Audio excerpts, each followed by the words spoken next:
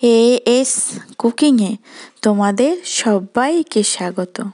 আজ তোমাদেরকে বানিয়ে দেখাবো একদম ফেলে দেয়া সবজি দিয়ে চচ্চড়ি, কিছু সিক্রেট উপকরণ দিয়ে। দেখতে যেমন সুন্দর, খেতে অসাধারণ। তার জন্য আমি একটা বেগুন, দুটো আলু, কিছু ডাঁটা কেটে নিয়েছি। কড়াইতে সর্ষের তেল চাপিয়ে বেগুনগুলো লবণ হলুদ দিয়ে লালচে করে ভেজে তুলে নেব।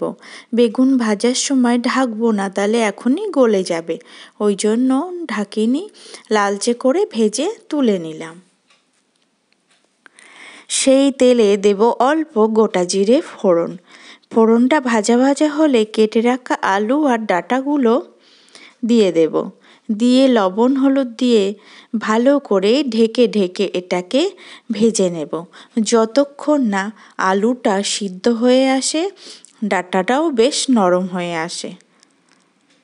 ভিডিওটা ভালো লাগলে অবশ্যই লাইক, শেয়ার আর কমেন্ট করে জানিও প্রতিদিনের মতো যে কেমন হলো, আর সাবস্ক্রাইব করে পাশে থাকার অনুরোধ রইল।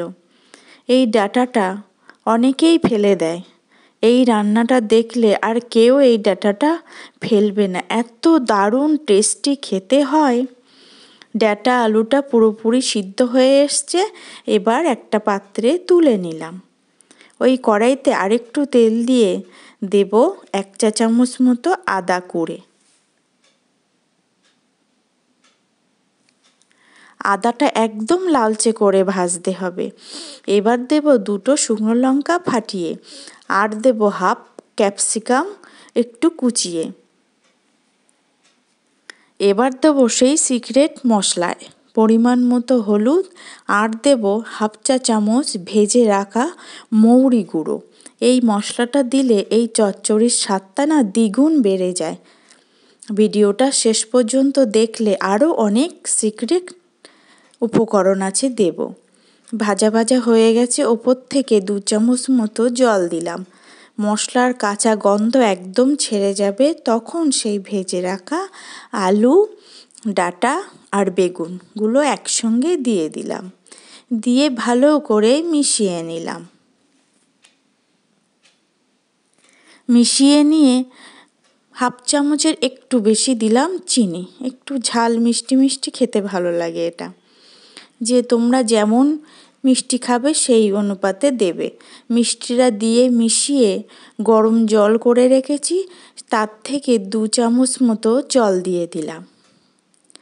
দিয়ে দেখো খুব সুন্দর, যখন মাখো মাখো হবে, আলুটা গলে যাবে, বেগুনটাও গলে আসবে, ডাঁটাটাও বেশ নরম হয়ে যাবে, বুঝবে রান্নাটা প্রায় হয়ে এসছে। তখন দেব অল্প কাশ্মীরি লাল লঙ্কার গুঁড়ো। এটা অপশনাল, দিতেও পারো নাও দিতে পারো, একটু ভালো লাগবে ওই জন্য কালারটা।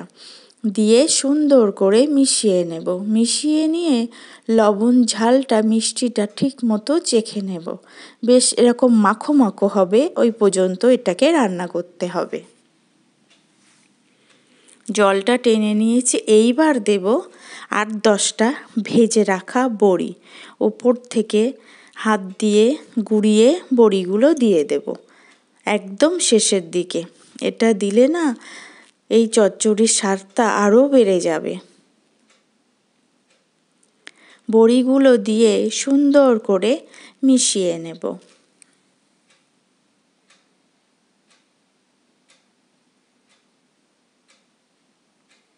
দেখেছো কত সুন্দর দেখতে হয়েছে, সম্পূর্ণ নিরামিষ, পেঁয়াজ রসুন ছাড়াই। ফেলে দেয়া সবজি দিয়ে যে এত সুন্দর রেসিপি হয়, ভিডিওটা সম্পূর্ণ না দেখলে কেউ বুঝতেই পারবে না। সব শেষে দেব 1 চা চামচ ঘি। ঘি দিয়ে এটাকে আবার একটু মিশিয়ে নেব। 2টো লঙ্কা ফাটিয়ে দেব।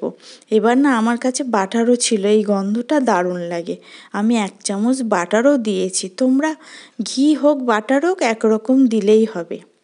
মিশিয়ে নিয়ে রেস্টে রেখে দিলেই রেডি। এটা হলো পালং শাকের ডাঁটা।